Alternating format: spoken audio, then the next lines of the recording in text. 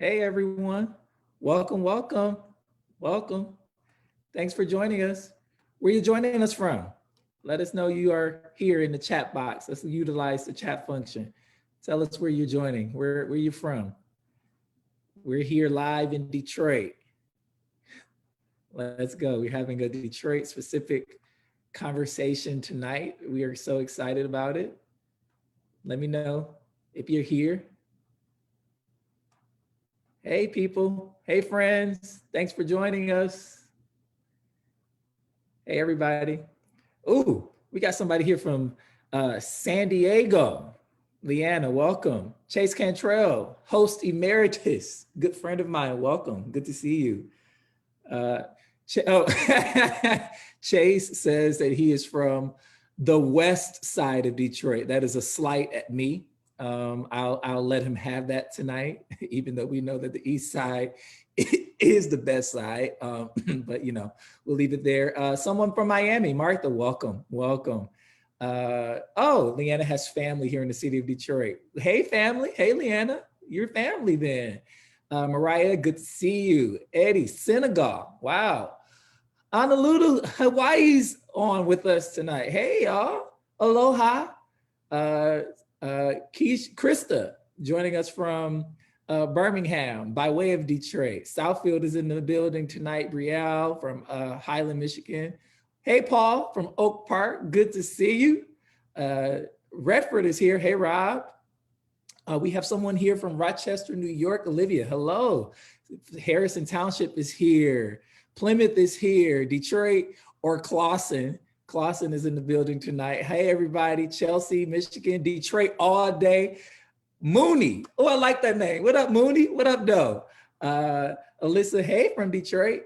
Let me know if you all can hear me. I see Carly from Detroit and I see Jenny from Ann Arbor. Welcome, everybody.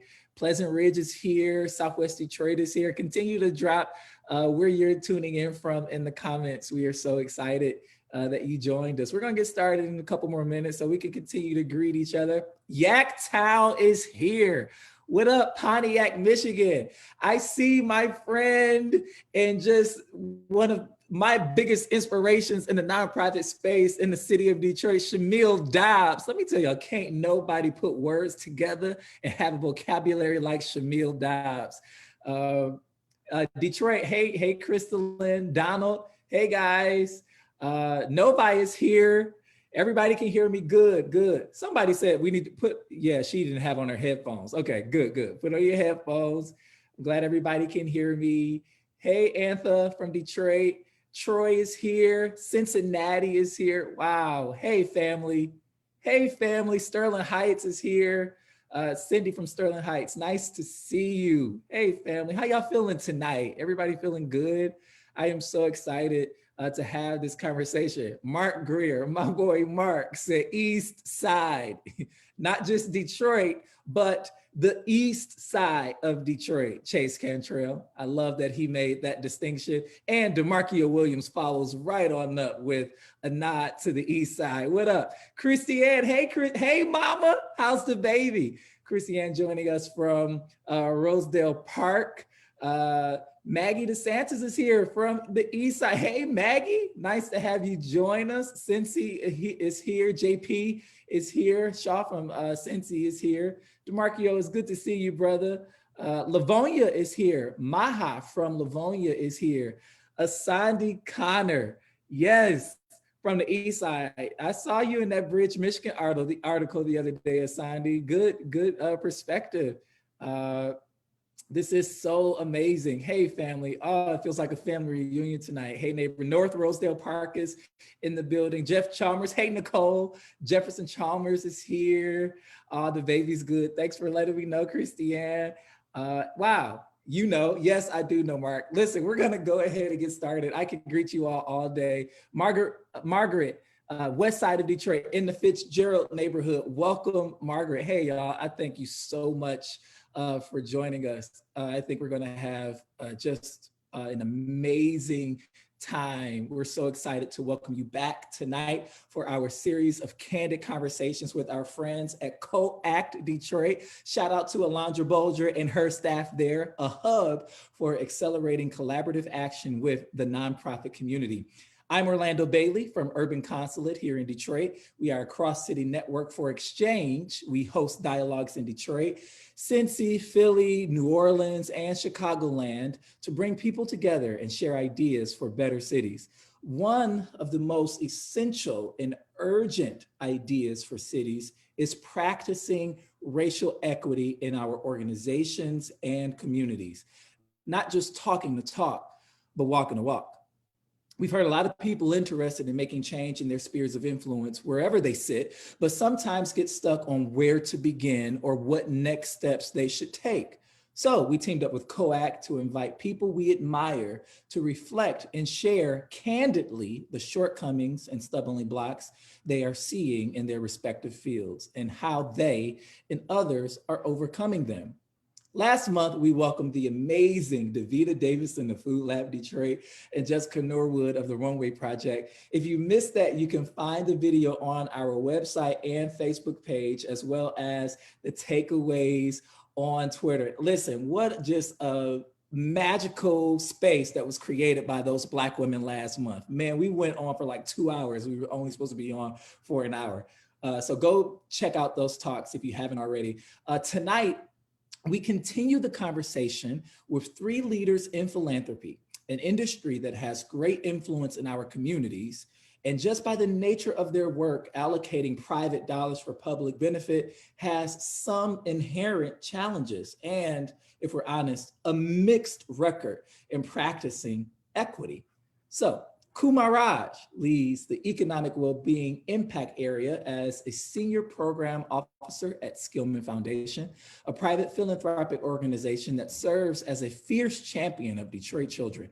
Kumar worked with Ashoka's Youth Venture for several years, stateside and abroad, helping young people launch their own social ventures based on the needs they identified in their communities. Kumar was born in Flint, Michigan, and completed his Master's of Public Policy at the Ford School of Public Policy at the University of Michigan. And Heidi Alcott is here, and she is the Director of Grant Development and Communications for the McGregor Fund, a private foundation established in 1925 by Tracy and Catherine Whitney McGregor to relieve misfortune and promote the well-being of mankind. It has dispersed over $250 million in grants to nonprofits working in basic needs, recovery and restoration, and skill building in Detroit and Wayne, Oakland, and Macomb counties. Heidi has also led work with the Michigan Community Resources, the Detroit Future Cities Strategic Framework, Detroit Economic Growth Corporation, the City of Detroit Planning Commission, and the City Council. Heidi received her master's degree in public administration at Wayne State University. And lastly, Michael Shaw is the program director for the Hudson Weber Foundation, a private independent grant-making organization created to support organizations and institutions that move the city of Detroit forward. Michael's background is a community in economic development, human services, and place-based systems change. Prior to joining the foundation, he served as the program officer for human services at the Kresge Foundation, where he led strategies to advance social and economic mobility. Shaw received his master's degree in social work from Syracuse University. So tonight, we're going to talk for about an hour, and then we're going to take your questions at the end. But what we want you to do, Facebook audience, is continue to comment, post your comments and questions as they come up for you. I do a pretty good job of multitasking. So if something comes up for you and it's relevant, I will do my best to incorporate your comments into the conversation. We're so excited to see everybody on with us tonight. Really quickly, I want to ground this conversation in a space of vulnerability. Tonight, we are all stepping out to be vulnerable and to ask and answer some pretty tough questions and to describe where we are on our personal journeys. I want to qualify this conversation by reminding those of you who are joining us tonight that we have the Urban Consulate have been having this conversation around racial equity when it comes to philanthropy in Detroit with Black leaders in the philanthropic space as well, right? We have had this conversation in the We Built This series with Nate Wallace, Kevin Ryan, and Pam Lewis, the language conversation with Meriden Freeman, Yodeep Mesfin Johnson, and others, and even on the Authentically Detroit podcast when we talked about philanthropy in Black cities with Kevin Ryan and Meredith Freeman. Suffice it to say, we have always welcomed and tapped Black leaders in the philanthropic space to have this conversation on racial equity. Today and tonight, we were intentional to tap on our non-Black friends in this space to have the conversation, right? And so it's going to be a little bit different tonight, but it's going to be good all the same. And so Heidi, Kumar, Michael, welcome. How y'all feeling? Y'all all right? Yeah, doing good. Thanks for having us. Yeah. Thank y'all for being here tonight, and thank you for saying yes and being willing to share this space and be vulnerable. I guess I want to start with each of you, and Heidi, we can start with you around this question of what does practicing racial equity really mean to you? What does that mean for you? Yeah. Thanks, Orlando. Thanks again for having this conversation. So, for me, it means doing everything I can possibly do, using the privileges that I hold, including my whiteness, to contribute and create a world in which race is not a predictor of things like premature death, negative health outcomes, housing instability, lack of access to quality education opportunities, jobs, even when there's access to jobs, lower earnings, lower accumulated wealth across a lifetime. And let us not fail to mention over-incarceration and criminalization of Blackness. It's got to change. It's got to change. And it's bigger than my job title, right? So it's not just about holding space in philanthropy, but it is a deeply personal journey. And philanthropy is a good place to start because there's a lot of room for improvement. Yeah, I love the idea that we're all on this personal journey, and 2020 has really been an impetus for us to be really introspective and reflective about where we are when we talk about racial equity, when we talk about the racial disparities that exist within the country that is magnified and personified here in the nation's largest Black city. Michael, I want to come to you and ask you the same question. What does practicing racial equity mean to you? Yeah, I think it's a lot of things, right? I think first and foremost, it's being very intentional. We're in this is a Black city that we're working in, right? And I'm accountable to Black people living in Black communities every day, right? And recognizing that in everything that we do. So that intentionality forward in all the activities that I'm doing. Then it's, really thinking about how accessible are we as a foundation, as individuals representing the foundation, right? This work is really highly relational. So who has my cell number? Whose emails do I respond to and how quickly? Who am I having coffee or drinks with? These are the people you're strategizing with. These are the people you're building trust with, right? So if they're not looking like the community and they're not representing the community, then the work's off center, right? And then it's always being vulnerable and uncomfortable, right? Taking meetings and taking heat that make you feel uncomfortable and being and just being immersed in that, being okay saying the wrong thing and listening, and then investing in getting more comfortable being uncomfortable and just doing it over and over again. Yeah, Kumar, in our prep call, you talked a little bit about how folks, in the philanthropic space need to feel this discomfort and need to feel insecure about where they are. So I'm going to ask you the same question before we get into the meat of the conversation. As a non-Black person, but also someone who is not white, what does practicing racial equity mean to you? Thanks, Orlando. Yeah, I mean, I think it means a lot of the things that Mike and Heidi both lifted up, right? I think it's recognizing power dynamics and privilege, being uncomfortable, but then also being willing to call out bullshit, when you see it and hear it. I think it's creating space for others, especially our Black colleagues, but also not letting them shoulder the burden of always having to bring, certain things up. And I think that the real question is not like, am I racist, but how am I being racist, right? And then just like that. Wait, say that again. Back up and say that one more time. I mean, it is, right? It's like, I mean, it's not binary, right? It's not like, am I racist or not, right? It's, what am I doing that is racist, right? And that constant interrogation of yourself. And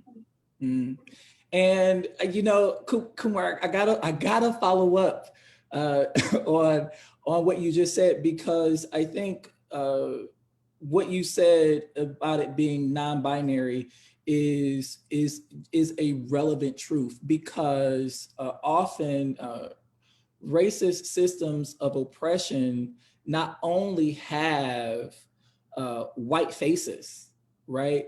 But these the internalization of white supremacist value and racist thought can be internalized by anybody and perpetuated on the most vulnerable and marginalized communities. So how does that conversation go for you on a daily basis in your work? Oh boy. I mean, I think it's lots of things, right? I mean, I think we touched on this a little bit, but when we're thinking about who we're supporting or funding, right? It's who leads that organization, right? What's the makeup of the staff and the board? Like, are you giving preference to Black-led organizations in a city that's, 83% plus Black? But then not only on the grant making side, but then who are your vendors, right? Like, when you're doing these contracts, who's getting those? And then just being really intentional, like Mike said, around like supporting local leaders, right? And are we investing in them, right? To make sure that they're not, Tanya, our president and CEO, talks about having a seat at the table is not enough if it's a folding chair, right? And so making sure that not only they have a seat at the table, but that they also have the microphone as well. Yeah. Heidi, you said something too that I just really quickly want to follow up on. And you talked about leveraging your privilege and leveraging your whiteness to sort of create this frame in your work to lend that to marginalized populations, Black folks in the city, Black-led organizations. What does that look like? What does that look like for you personally, and if it applies in practicum in your work? Yeah, I mean, it means paving the way to have uncomfortable conversations, and it means, to Kumar's point, our partners and allies remind us a lot that there's an important role for white allies to play in carrying this and reaching certain audiences. And kind of paving the way for the kind of disruption and dismantling that needs to happen in these organizations. And so it means I can get to certain audiences. It means that, I mean, let's just be honest, they might hear me different. And there's responsibility that comes with that. The only way to live up to that responsibility, as both Michael and Kumar have mentioned, it's that, I need to have authentic relationships with this community. And that's what allows me to know what it is that what truth needs to be spoken. I can't make that up in my own head, because I'm a product of white supremacy, right? I'm a product of institutions that have white dominant culture. So the only way to interrogate myself and my own thinking is it's deep listening, but it's living in community. It's cultivating by intention and design relationships with this community, and then understanding the truths that are there and being in rooms and in audiences to express those truths. And I was reminded this week by a friend and partner, like, these conversations, if we're having them right, they hurt. And it's not just Black people hurting, right? There's a hurt that white people feel too. And it's important as a white person to make space for that and to have those conversations anyway.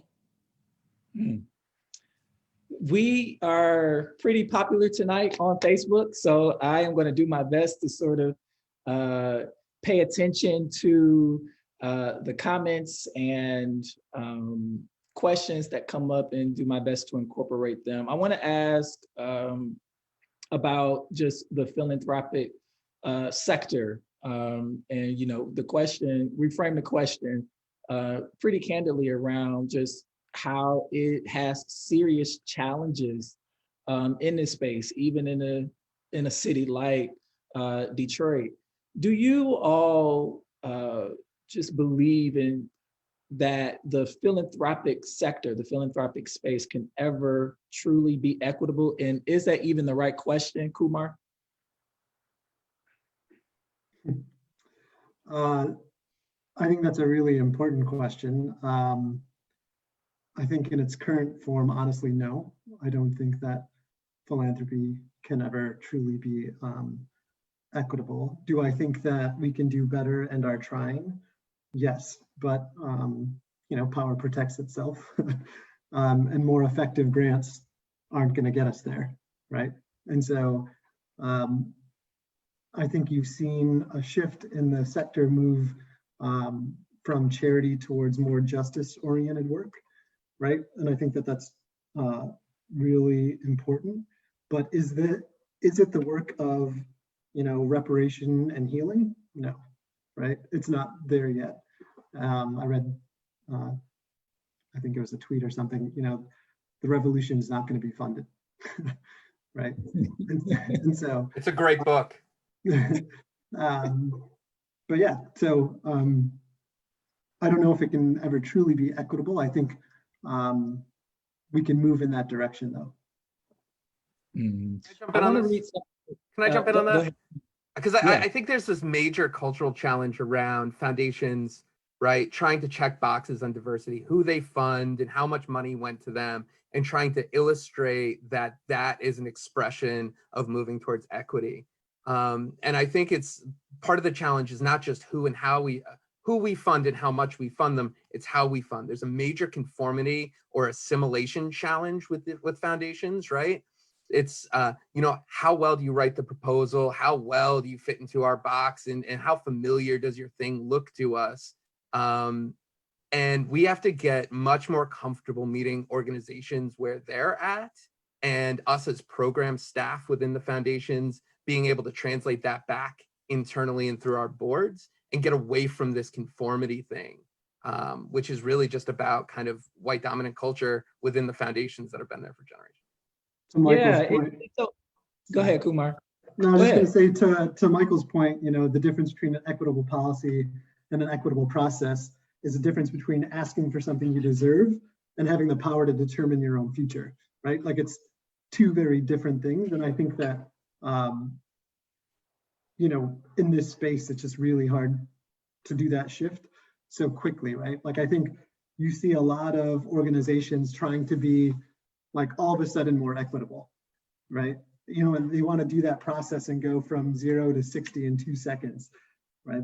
But, I've heard Trabian Shorters talk about it, that, it requires a shift in mindset, tool set, and skill set, right? Almost like becoming fluent in a language. And so I think the work isn't going to happen overnight, but folks have to be really committed to it, right? And to Mike's point, it absolutely cannot be a box check. Yeah, and you guys as front-facing staff people of these foundations, you often come in contact with the people who are doing the work. And one of the questions, one thing that comes up for me is the leveling of power that needs to happen when foundation officers are talking with practitioners on the ground, because there is, and I think it is perpetuated in philanthropy, that there's this this tendency on part of the practitioner to sort of oversell just to get a little bit of money, overpromise just to get a little bit of money, and really not having enough money to do what's promised, but making sure that the program officer is, we're saying the buzzwords, we are telling them what they want to hear. How are you in those conversations just leveling power? Like I worked for EC, and I told you guys this, and ECN is an over 30-year organization with a track record. So I'll be telling funders like, no, this is why you need to do this. And this is why, because we've been doing this, give us the money, go away, and we'll let you know when we're done. And I know that everybody doesn't have that gall. Everybody doesn't have that privilege. So how are you leveling power in these conversations with folks, especially folks at the grassroots level, who even beyond some of our nonprofit organizations are really in the trenches doing the work? Heidi. Great question. Well, the first thing, I'm just going to go back to something Michael said earlier. First thing is to have the conversation. I will tell you that when I first started in my job 4.5 years ago, I was new to philanthropy, and there was a kind of profile and an eligibility checklist that I sort of memorized. And I have to be honest that in recent months with the pandemic and everything else that's going on in our world, I've kind of thrown that out. And I think it's important that when community organizations with any kind of adjacency to our priorities, which are ending homelessness and chronic unemployment in the city, if there's any adjacency at all to those priorities, we have to have the conversation. There's something to be learned. There's a relationship to cultivate. I also think that I don't look at those conversations as transactional, right? When a person reaches out to us and we schedule time for a conversation, this is about building a relationship. This is deep, deep listening and exchange, right? This is not about the eligibility checklist, right? I threw that out the window. This is about, who are you and what is it that you're working on in your community, and how can I support you? And sometimes I can't support you with a grant, at least not now. Sometimes we can build to that. And I often say that, right? Like for me, it's about, if it's about a grant, we might be able to get there, we might not be able to get there, but there's so much more that I have access to because of where I sit and all the years that I've worked in this community. And I just personally want to know each and every individual that I'm talking to. And I want to reach deeply within my relationships and resources to find ways to support their passion and to support their mission. That's the tension though, right?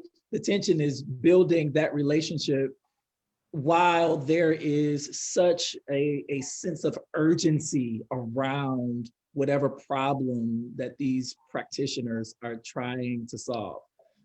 Man, I want to read a comment, and I think this goes to some of the things that Kumar and Mike, all of you were saying, is from Shamil, and she says, suggested reframe, not just making investments in orgs to lead that are led by Black folks or other people of color, but reassessing how the investments are made and how much and under what terms and with what restrictions, because the hoops and the rings of fire to prove Black worthiness, right? And we talked a little bit about this before, I think with Yodit Mesfin Johnson, around the time the Race to Lead report came out. Do you all sense, Michael, do you sense that Black-led organizations have to do way more qualifying than they should have to? Yeah, but before I do that, hey Shamil, she has this funder convening coming up soon and sent the slickest little email today that was so subtle in its way that it hooked foundations to respond back to her. So good job. Candidly, I don't fund her. We don't fund her, but I think about her a lot and their organization a lot. Yes. Sometimes with certain foundations, do Black-led organizations, yeah. We do silly things at foundations like you need 3 years of audited financials to get funding, right? And that is a technical barrier to a lot of organizations getting funding, right? Or we have really strong limitations around how we use fiscal sponsors, and we do vetting in different ways through fiscal sponsors. That's another way to keep Black-led organizations or newly Black-led organizations away. We have uncomfortable feelings about leadership transitions. So as we're seeing the leadership transition within, community-led organizations taking over, we take steps back, right? Foundations just have a tendency to do that. There's a strong movement towards multi-year general operating funding, which goes back to Kumar's point around trust-based philanthropy, right? How do we think about the relationship first and using the relationship to manage the investment, not the grant structure in the scope of work as a contract to manage a relationship? And what we all know, not just in Detroit, is that foundations are much more comfortable giving white-led organizations multi-year general operating, more, or in other words, translated as trust, than Black-led organizations. So yeah, there's a higher bar, and we have to level that. And that goes to my original point of who are you accessible to, and who are you strategizing, and who are you building trust with? Kumar, did you want to speak to that as well? Yeah, I mean, I would just say that we're not the experts, they are, right? And so when we talk about trust-based philanthropy, right, you have 2 ears and 1 mouth, and are you using them proportionately, right? I mean, you got folks who are neighborhood PhDs that just know so much more, right, than you will. And so I think it's just really working to create the space for them, and then being an advocate internally, right? Like if you do have Say that, Kumar. Say that again. Like, I mean, we all work in, these institutions that, rely on white dominant culture, right? And our practices. But I think, Heidi, Mike, and I are all friends, right? Like, I think you have, in not only the leaders of foundations here locally, many that are, more recent leaders, I guess, as well as folks on program teams that are really interested in seeing it done differently, right? Like, why do we continue to keep doing it this way, right? And if it's a policy or practice, can we change that, right? And so I think it's the same way around, like, this is not even like practicing racial equity, right? Like, it's just like, are you recognizing that the value that we have, some of the power dynamics in terms of just access to some capital, is not always as important. I understand that it's a luxury to say that, in terms of all of the wealth of information, knowledge that those partners could provide to the work.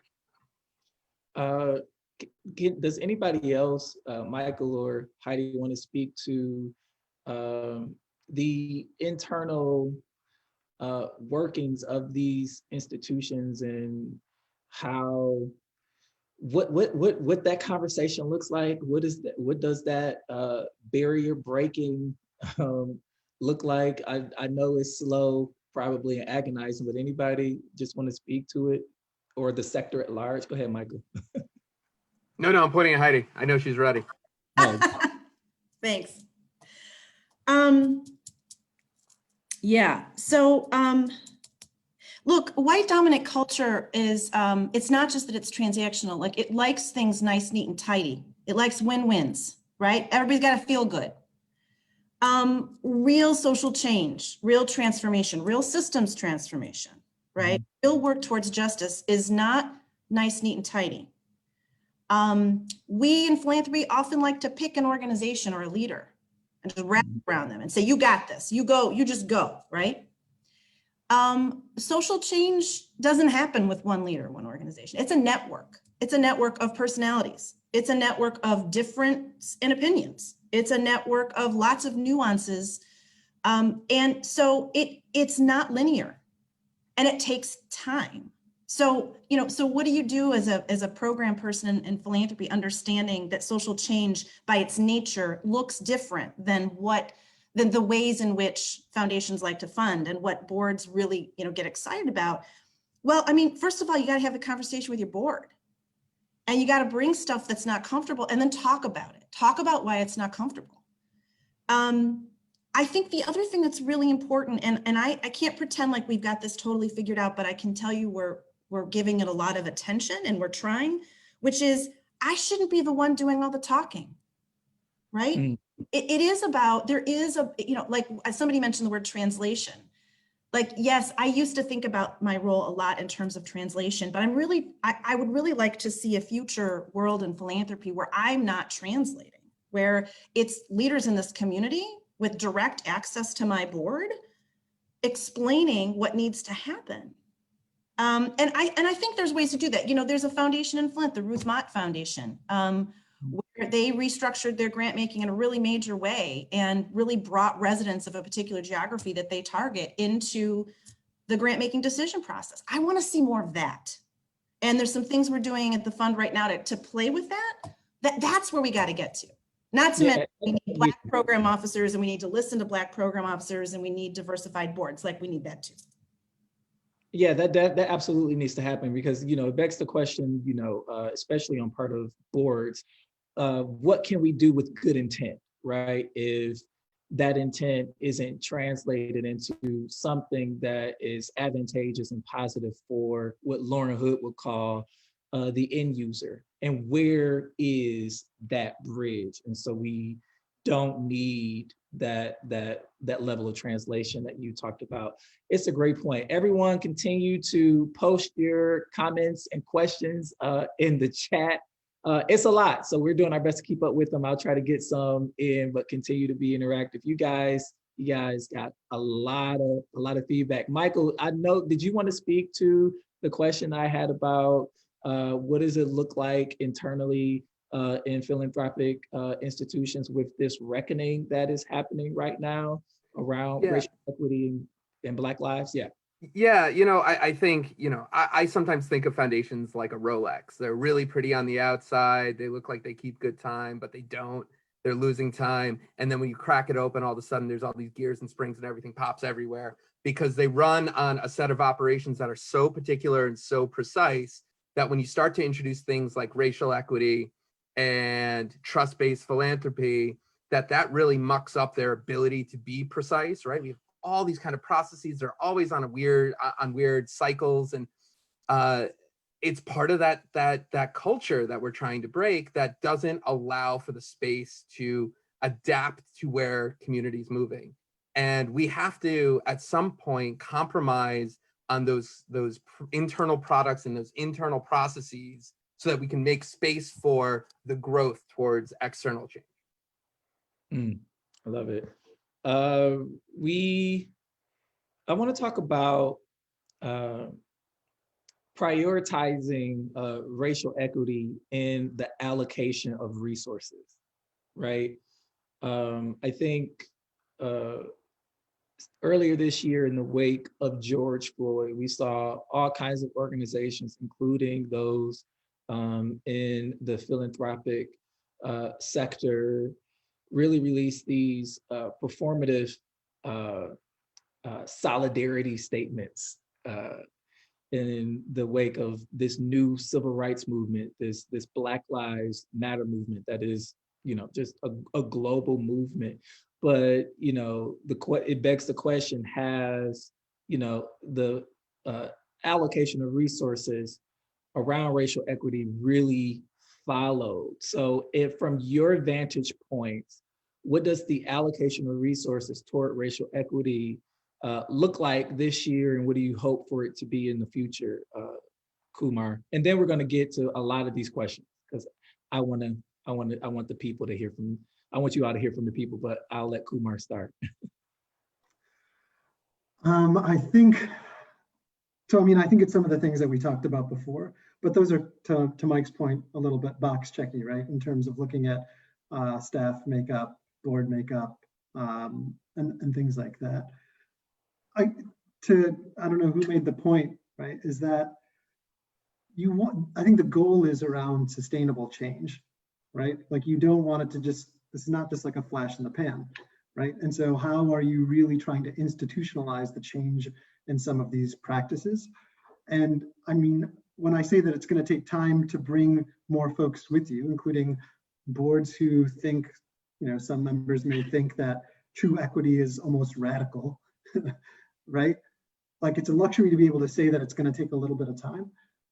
I do think that, you know, the Skillman Foundation's been, you know, so we're place-based philanthropy, and we've been really clear around supporting Black and Brown young people here in the city for decade plus, decades.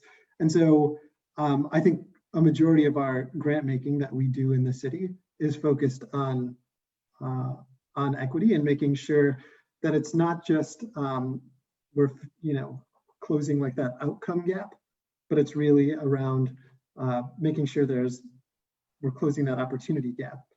And so I think I don't know if that answers the question, but I think there's a lot of things that we can do more, but I do think that we're heading in the right direction. Michael, from where you sit, how do you feel about the allocation of capital and resources toward racial equity in this reckoning and movement that we are experiencing as around the globe? Yeah, I think we're wrestling with it. I'm wrestling with it, right? It's so how do we actually invest in the racial equity infrastructure within Detroit, right? Explicit grants to build up organizations that are going to move that forward. How do we then internalize racial equity within each of the program areas that we're doing by investing in more with more dollars towards Black-led organizations, but then asking more from our white-led grantees, right? There are some organizations in the city that are white-led big organizations who are going to stay that way for a little bit longer, and we need more from them. And we got how do we push them and support them more to center equity in their work and center community voice in their work, and not just So we're working on both sides, right? How to get the white-led organizations more equity oriented, and how do we get more resources in the hands of Black-led? Okay. That something came up for me there, and I'm trying to figure out how to articulate that question, but I may come back to it. Heidi, did you want to speak to that? Yeah, I would just say that, it remains to be seen where our foundation's learning journey will go and how it will change our grant portfolio. But I do think we've taken some strides. Historically, because we've been a social services funder, we've funded sort of larger social service agencies in the region and in the city, most of whom are white-led. I think what's been really interesting through the pandemic and through the events of this year is that we have really started to look at community-based leaders in the city of Detroit that are working differently, but providing a social safety net at a time of community crisis. Historically, our eligibility criteria would have never seen that or acknowledged that or made space for that. But I think we realize that you kind of need both, right? You need the big publicly funded organizations that are plugged into the different streams of public resources that come from the state and the feds. But we also know that that's not enough, right? So to Michael's point, there's different questions that we're asking of those organizations. Like, we've got to start disaggregating data by race, especially for the organizations that have that data infrastructure. There is nothing, there's a myth that somehow because we're a majority Black city, we don't need to do that. I'm telling you, we need to do it. If you serve 10 white people and their outcomes are better, we need to know that, right? So we got to do that. And then I think the other part of the equation is making space in our portfolio and learning from community-based leaders that don't have those big public funding streams, but that are doing the work and providing a social safety net and taking care of each other. How this ends up morphing over time in our social services portfolio, I don't know, but I know we need both. And I know that the Black-led grassroots organizations are making a big, big difference in our perspective about how to fund in this community. That's actually really comforting to hear, because I think a trend that I'm seeing in the comments even now is, traditionally, especially in this city, we've heard this word capacity, and it's a word that triggers something visceral in me, because it is often used as a weapon to tell Black-led organizations and even grassroots organizations, no, you don't have the capacity to do essentially what they are already doing without a lot of resources. And so this idea of dismantling philanthropeak that feed into this white supremacist and racist narrative that Black folks and Black-led organizations don't know how to do anything in Detroit. And because you don't know how to do anything, we're gonna, come back and see us later when you figure out how to do it. When in retrospect and in reality, sometimes all these folks need for real, is the money. And for you to go away and let them do the work. Anybody want to speak? Mike, you shaking your head. I'll let you. Yeah. No, this is real, right? All too often you'll see Black organizations put into a cohort and given a bunch of technical assistance to get them to somewhere, right? As opposed to the white-led organizations getting the multi-year operating support. Organizations need money and branding and credibility and relationships, and do all the things that you do for all organizations because you believe in them. And you do it. You got to do it. Yeah, I'm going to bring in some of the comments. The first comment that Claire is sending to me is from B. Ayer. We have to change who is holding the wealth and getting to decide how, when, and who to support in communities. What does the philanthropic practitioner space look like? Does it look like this country? Anybody want to answer that? Does it look as colorful as this country is? So I'll jump in if that's yeah. right. I would say no, right? And that's a big problem. I think representative leadership is incredibly important, and not just folks that look like folks in a community, right? But we're talking about someone who understands the context of place and the issues, right? I'll say, I think we're pretty fortunate. I'm pretty fortunate at Skillman. It's a president CEO is a Black woman. 3 out of the 4 executive, part of our executive leadership are Black, all 4 are people of color. And then more than half of our trustees are Black, right? Like I don't think that there's another foundation locally, at the very least, or even, that looks like that. But I think that's probably the biggest problem, right? Is that you have folks who are holding an incredible amount of resources, and more often than not, you support what you know, right? Mm-hmm. And so if you don't understand some of these problems or the approaches that your potential grant partners are making, then you're not gonna fund it. And I think that is the biggest problem. They're too distant.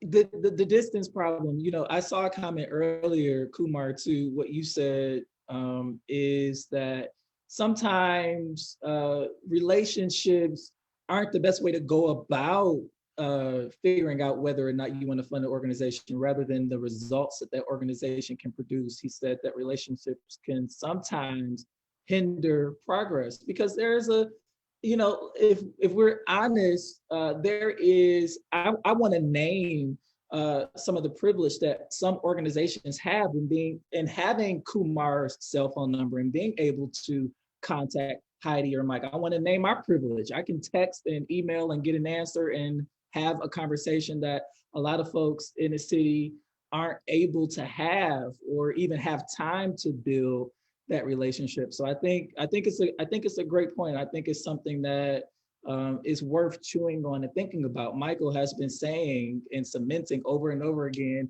who are we talking to, and who has access to us, and who do we have access to on the ground? Another question that many people are asking in the chat, how can, this is more of a practical question, but it's a good one. How can foundations streamline paperwork? It's so time consuming and expensive. Somebody mentioned earlier that, some of these small orgs that are required to have audits, they have to spend about $12,000 on an audit that they really don't have. How do y'all get past that hoop? Like, what are other mechanisms that you can put in place for accountability with grant partners, Heidi? Well, okay, I will say that at the McGregor Fund, we prefer financial audited statements. We don't have to have 3 years. We've been accepting financial reviews, and we've been accepting financial reviews that are in process for organizations that are new to the fund. One of the things I'll say is that during this pandemic, our board took a really, I think, important step and instituted emergency grant making procedures, which means that right now, And they're still in effect. Right now, to apply for a grant, it's basically a letter and a couple attachments. It's not, we don't have to go through the full application process on eGrant. And similarly with we streamline reports. In some cases, we sort of let go of the requirement altogether. And what I'm finding is that we're getting what we need as program staff to take these grants to our board. And so I keep wondering, and haven't had this conversation internally yet, like this is telling me that we actually don't need all the things that we historically have asked for, whether we're in an emergency or not. So it's a really important point. I'm glad that people are raising it. And I'm going to keep pushing that conversation in my organization because I think we're doing great with a lot less. Anybody else want to answer that before I go to the next question? Yeah, I think at Hudson Weber we're pretty flexible, but I think a good example of this is this week. The three of us were looking to move some money to a grassroots organization, and we just hopped on text and said, what do we need? What do each of us need, and how do we ask for it once? And how do we move it through as quickly and as easily for them as possible? And we did. I will say that we are, broad stroke, we are notorious for this, right? Like it's like an incredible amount of hoops. It's hurry up and wait, I think it's, are we really interrogating our internal practices and policies, and how can we do it better, right? How are we meeting folks where they're at, right? Like if you're spending so much time on a grant application, right, and then it gets denied because you didn't say the right things, right? I think it's a big problem. There's more I can say, but I'll just hold up for now. Yeah, what was amazing, even just on all levels, but especially the political and philanthropic spectrum, is that folks actually were able to see what is possible during this pandemic, right? The expediting of resources, the turning on of water in the city of Detroit that was said it couldn't be done. Like I don't think practitioners and folks on the ground is going to it's going to stop applying that pressure to say, hey, no, we've seen what's possible. We know you can do it without all of these hoops. Let's continue. This is the new normal. We don't want to go back to normal. We want to go back to a better normal. And I think, as many processes, especially for small-led organizations, that can be streamlined, I think the better. So that was one question that a lot of folks were asking. Another question as a follow-up to that is, it says, foundations exist in part because of tax laws. How can public members be involved in review, selection, and approval of resources? Heidi, you want to answer that question? Well, this goes back a little bit to the Ruth Mott Foundation, which I lifted up. I mean, I agree. I think that's what we need to be doing. What is the how? I don't know. I think the steps that we're taking at the McGregor Fund are bringing, so it's a couple things. It's bringing more of our partners into the conversation so that, again, program staff aren't in this like translator role. I think it's also, it's bringing consumers of those larger social service agencies into the conversation as well, right? Not just talking to grass top leaders, but actually talking to the community and talking to the people who are served by these organizations.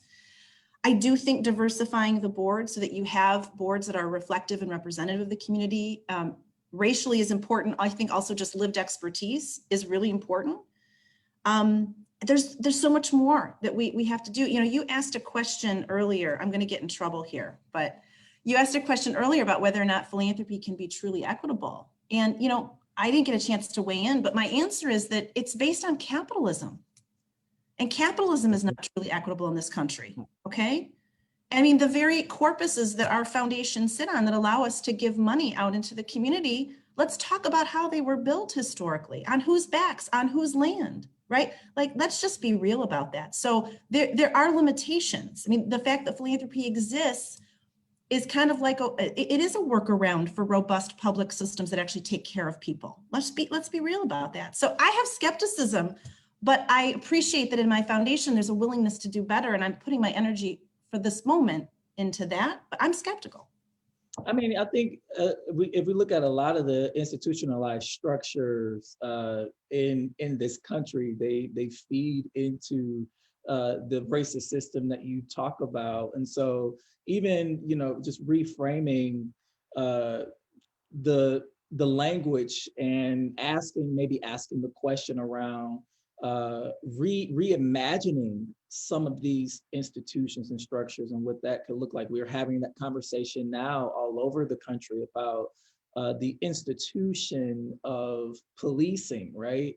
I think at some point, because the roots are so sick and so jacked, that we have to figure out how to pluck that up and reimagine this entire system if we really want to achieve true equity. I think Ned Stabler said it earlier in the comments that philanthropy by itself won't fix it. They can't fix it because the roots are too just messed up, and your deep Mesfin Johnson says this to me all the time, and I'm thinking about it, like we're treating the fish when the water is sick. And that's something that resonates when we begin to talk about some of these structures. I want to ask about of the reckoning. So someone is asking about, is the philanthropic sector having a reckoning, and is there enough peer pressure for greater intrinsic accountability? Is this is this something that's real, or is this something that's a phase? Like, is this a real reckoning?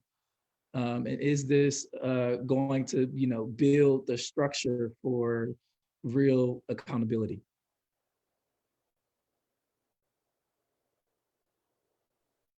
I'll say that change feels impossible until it feels inevitable, right? And so, hope so, right? Yeah. I embrace that silence. I do. It's really something to think about, and it's really something to challenge ourselves on, about the authenticity of the moment. Because what we know and what has been proven in years past, is even me as a practitioner on the ground, is that the sector is oftentimes whimsical in terms of what it prioritizes and what it holds dear, and what it in turn does away with to make room for this new priority. So that was a question from the Facebook audience. You guys are getting a lot of questions. I'll ask this: beyond grant making, what accountability for the investment of endowment corpus? I don't even know if I understand that question. Y'all understand that question? Yeah. Okay, go for it. Go for it, Mike. By rule, by IRS rule, foundations have to give away 5% of their assets every year. So the goal is that 95% of their assets are sitting in investment strategies, right? And so how do you unlock the power of that side of the house, right? And to me, it's like, how do you unlock all the tools? That one being probably the biggest one to unlock. And some foundations are doing that. And there's this word for foundations called their perpetuities, right? So this protectionism, this need to stay forever and to be in that posture is a threat to their ability to actually, or it mitigates their ability to actually go bold, right? And you'll see this in investment committees as they think about their annual returns, right? So if they've got to pay out 5% every year, plus 0.5% of inflation, plus 2% growth, like, whatever, they've got to make their 7.5% every year, and the markets are only bearing, 5% for them. And that's by investing in, fossil fuels. They don't think that they can get further or get where they need to be to retain their perpetuity status by investing in good stuff. We have to get them past that. We have to think about our brands differently. We have to think about our just power differently. Ned Staber is asking for clarification. Is it a minimum of 5% or 5%? You want to go, Heidi? It's 5%. Okay.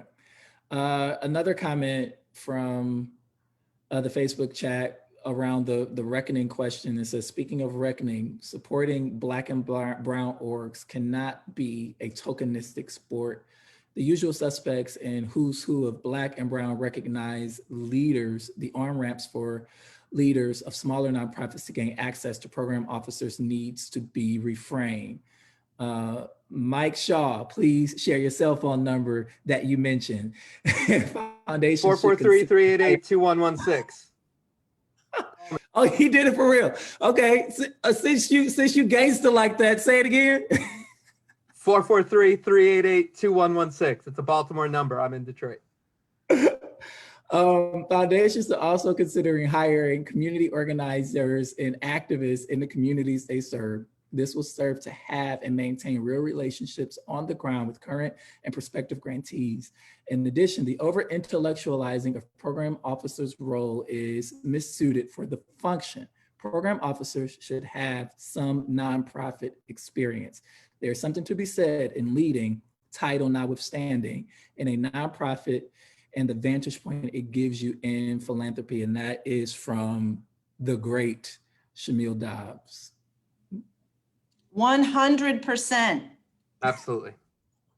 Totally agree. We're at an hour now, but I want to ask a question around a framing. And I think this is a question that came up earlier on in the conversation from Chase Cantrell, a host emeritus of the Urban Consulate and the best partner and thought partner in a lot of these conversations. And I'm looking for his question. I think to summarize what Chase was saying. Oh, here it is. How do you respond to racism and racial inequities without framing Black people and communities in terms of its perceived deficits? So how do you respond to racism and racial inequities in your work without perpetuating a deficit-based narrative? Kumar, I'll start with you. Yeah, I mean, I think more often than not, that's the frame that foundations have asked from applicants, right? Like at-risk youth, or, I mean, you can just think of any number of deficit frames. I lifted up Travian Shorter's before, but I mean, his focus, the focus of BME is really around asset-based framing, right? And I think that challenging those narratives is so incredibly important, right? Because of the wealth of knowledge and strength and value already in, our local community here. I think that's a huge problem, and I think I'm seeing it change more and more. I know that's happening internally at Skillman, and I think it's happening in other places as well. I mean, I love it. I think we're fighting so many battles right now, so many wars. Black folks are being hunted in the streets by cops and white vigilantes. And there's just so much going on in the world that we are fighting against. And, undergirded in all of that is this narrative war of how these communities are referred to and how they are framed. Heidi, are you cognizant of that, and are you fighting against that? Yes, 100%. Look, let's be honest. I work for a foundation who really has focused on crisis as part of our mission, right? Our current framing is poverty alleviation, right? Like, this is deficit framing, but we know that. And we know it has to change. in the things that I can control immediately and how I build grants and how I tell the story of organizations and communities, I'm definitely aware of it. I'm happy that Skillman invited a group of us to do some asset framing training tomorrow. So yes, I know this has to change. I can't wait until we can talk about our grant making in a different kind of way and get out of this sort of poverty and homelessness focus.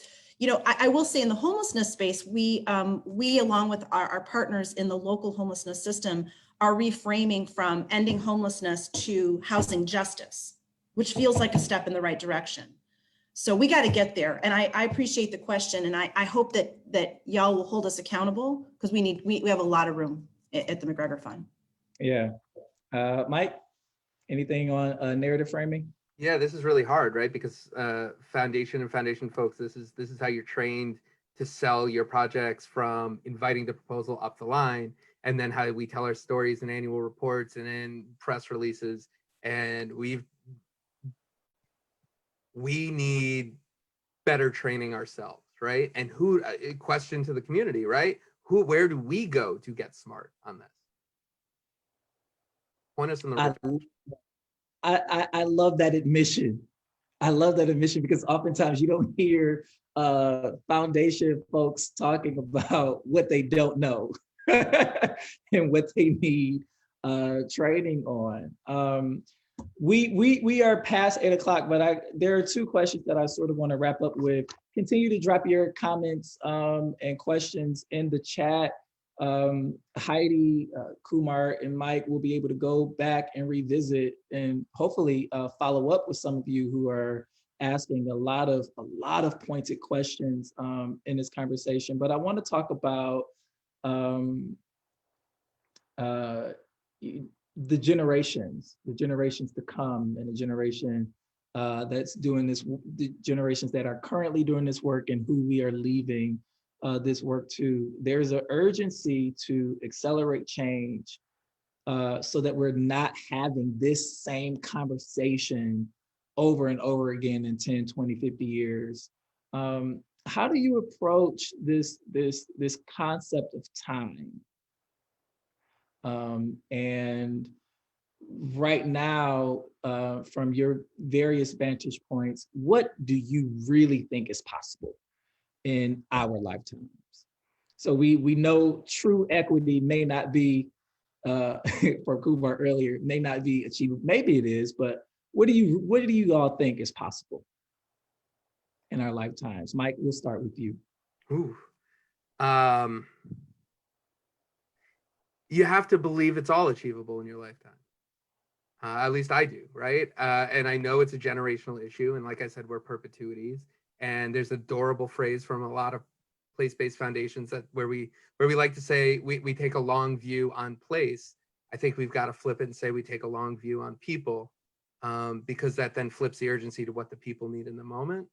But I think you've got to believe that the change can happen, and that the change can happen now, so that you can keep your foot on the gas. That's just how I feel. Kumar, what do you believe that can happen? What do you believe can happen in our lifetime? I would say from my current role as a program officer, we've talked about how foundations have the luxury, we can be reactive when needed, right? But then also are able to take the long view, but sometimes we move slowly and can be fickle. Orlando, you mentioned that. I mean, I think we do have to play the long game, right? We have, if you're an endowed foundation, you're able to kind of play that long game, and we should, multi-year grants, not changing strategy every few years, things like that. Mm-hmm. I mean, personally, I don't know, to Mike's point, I hope so. There's a saying that really kind of shapes how I live my life. Sorry about the chime. Obligated to the battle, but not entitled to the fruits. So you do the work because you believe it's the right work to do, not necessarily because you think you'll see that change. That's good. Heidi? Well, the irony is that part of the white dominant culture and how it plays out in philanthropy is that, we like, we like to design our own initiatives. We like to drive our own outcomes. We want it to be measurable, scalable, quick, right? And then what happens is we do these top-down things in a way that feels comfortable. They don't work, and then we move on to the next thing. So the irony is that, yes, there's a sense of urgency, but like for us to really achieve change, we have to not do that anymore. It can't be top-down solutions. It can't be that we're only looking for the measurable thing that fits the profile of what we think works based on our own ideas, right? I do think it's possible in our lifetime that we see leadership in the nonprofit and public sectors reflective of our community. I think we can make that happen. I think that we can change our portfolios of organizations that we're funding. I think we can do that in our lifetime. I think the question that that I have to ask myself as a white person is, what am I willing to give up? And I'm ready. I'm ready. So I think it's possible, but I also think we can't be driven by what's the thing. Like we can't be driven by this like transactional old school view of like, let's do the thing that we think we can do quickly and measurably. That doesn't actually produce short-term change. It just produces a situation where we're always going on to the next shiny thing that doesn't actually make a difference. We need to do the real. Go ahead, finish. Sorry. I'll push and say, in terms of changing how we do our work, I hope it doesn't take our lifetime to see that happen, right? Like I'm hoping we'll see that in the very near future, right? Like in the next year, not even maybe two. But I think aspirationally, in terms of the change that we're hoping to see in our lifetime, not knowing how long we're going to be around, but I mean, I think we're all hoping for something really grand there and very different, right? We talked about how normal wasn't working before, and so there's no need to go back to that normal. I mean, that's legit. And Heidi, I think you hit it on the head around what white folks asking themselves the question, what do they have to give up? And power doesn't like to give up anything. And so there really has to be this intentionality and pressure on part of white folks who get it to get your people. That's to say that a lot of us have employed. Listen, this conversation could have gone in many different directions. There are so many things that we could have touched on that we did not get an opportunity to touch on. I'm going to encourage all of you to go back and watch the conversation and look at the chat and follow up. But this conversation gives me hope.